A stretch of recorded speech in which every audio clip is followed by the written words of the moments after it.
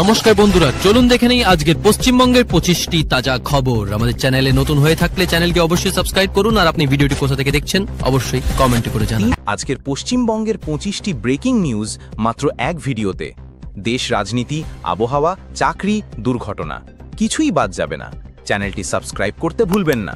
স্নাতক ভর্তি বিলম্ব। এই বছর পশ্চিমবঙ্গের সরকারি ও বেসরকারি কলেজে স্নাতক ভর্তি 25 বছরের সবচেয়ে বেশি দেরিতে চলছে।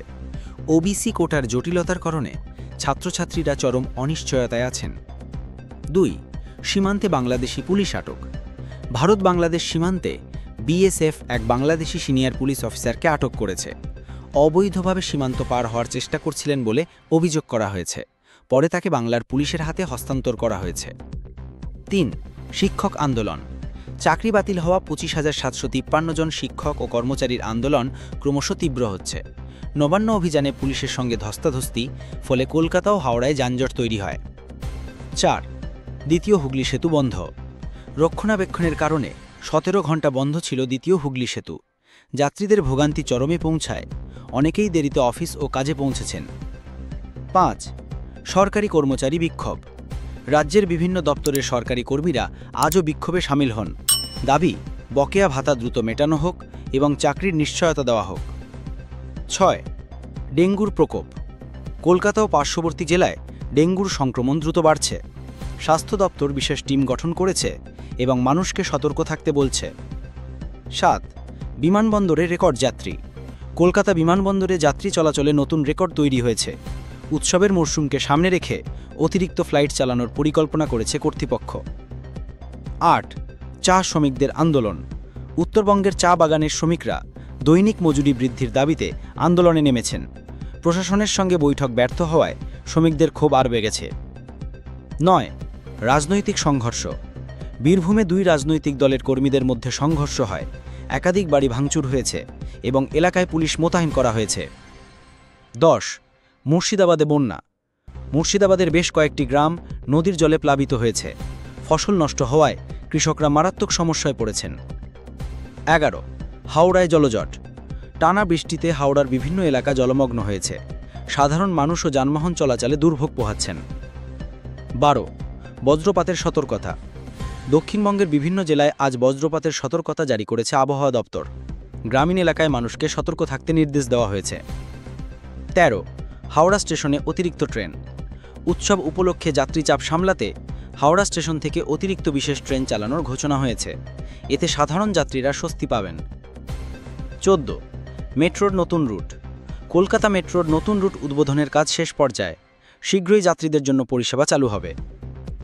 15. মুর্শিদাবাদে মাদক উদ্ধার। আজ সকালে নদিয়ায় পুলিশের বিশেষ অভিযানে প্রচুর মাদক বাজেয়াপ্ত হয়েছে।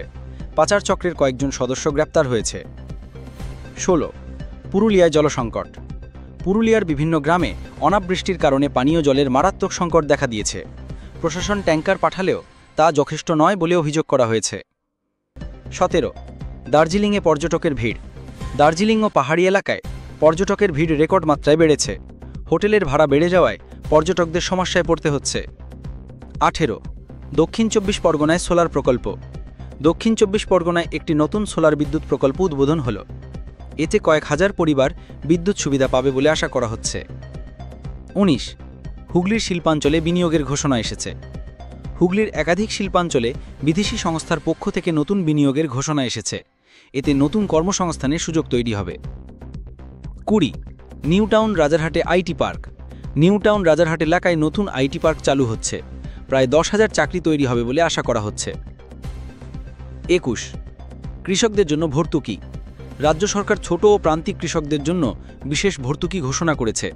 এতে উৎপাদন বাড়াতে কৃষকদের সহায়তা হবে। 22. দুর্গাপুজোর নিরাপত্তা। দুর্গাপুজো সামনে রেখে কলকাতা ও শহরতলিতে নিরাপত্তা ব্যবস্থা বাড়ানো হয়েছে। মণ্ডপ ও জনবহুল এলাকায় অতিরিক্ত পুলিশ মোতায়েন থাকবে। 23. শেয়ার বাজারে অনিশ্চয়তা। গত কয়েকদিন ধরে শেয়ার বাজারে ওঠানামা চলছে। বিনিয়োগকারীদের মধ্যে উদ্বেগ বেড়েছে। বিশেষজ্ঞরা সতর্ক থাকার পরামর্শ দিয়েছেন। 24. নতুন ট্রাফিক অ্যাপ। কলকাতা পুলিশ নতুন একটি ট্রাফিক অ্যাপ চালু করেছে। এতে রিয়েল টাইম ট্রাফিক আপডেট পাওয়া যাবে, যা যানজট কমাতে সাহায্য করবে। 25. ক্রীড়াক্ষেত্রে সাফল্য। বাংলার এক ক্রীড়াবিদ জাতীয় পর্যায়ে স্বর্ণপদক জিতেছেন। মুখ্যমন্ত্রী সহ সাধারণ মানুষ অভিনন্দন জানিয়েছেন। গোটা রাজ্য গর্বিত। এই ছিল আজকের পশ্চিমবঙ্গের 25টি ব্রেকিং নিউজ। খবরগুলো ভালো লেগে থাকলে লাইক দিন, শেয়ার করুন এবং সাবস্ক্রাইব করতে ভুলবেন না। আগামীকাল আবার হাজির হব নতুন খবর নিয়ে। ধন্যবাদ।